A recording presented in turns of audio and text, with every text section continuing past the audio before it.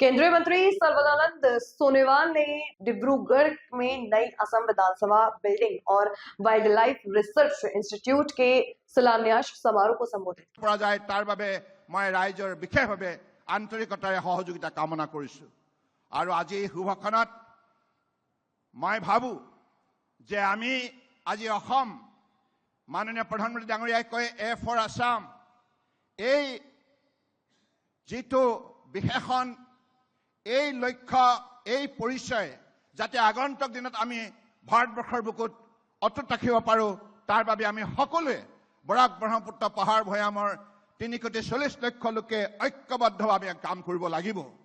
গতিকে আজি মই ভাবো যে সেই মানসিকতাৰে আমি নিশ্চিতভাৱে আগন্তুক দিনত আমাৰ যাত্ৰা আগুৱাই নিম আৰু আজি এই শুভখনত মই বিশেষভাৱে এটা কথা কওঁ পৰম শ্ৰদ্ধা ৰাইজ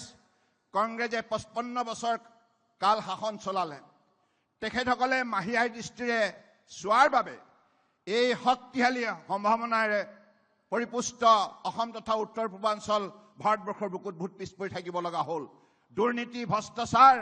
আৰু অন্যায় অবিচাৰৰ যোগেদি সমগ্ৰ অঞ্চলৰ ৰাইজক কংগ্ৰেছে ভাবিব নোৱাৰাকৈ প্ৰতাৰণা কৰিলে। গতিকে সেইবাবে আগন্তুক দিনত যাতে কোনো কাৰণত কংগ্ৰেছৰ দৰে শক্তি যাতে অসমৰ বুকুত স্থান নাপায় তাৰ বাবে ৰাইজ আপোনালোক সকলোৱে জাগ্ৰত প্ৰহৰী হৈ থাকিব লাগিব আৰু বিজেপি থকালৈকে অসম তথা উত্তৰ পূৰ্বাঞ্চল সদায় ভাৰতবৰ্ষৰ বুকুত শক্তিশালী হৈ থাকক বিশ্বৰ বুকুত শক্তিশালী হৈ থাকিব এই কথা নিশ্চিত। গতিকে আজি এইখিনি কথাকে কৈ মই পুনৰবাৰ সমবেত সমূহ ৰাইজলৈ শ্ৰদ্ধা আৰু কৃতজ্ঞতা জনাই মোৰ বক্তব্য সামৰিলো। ধন্যবাদ।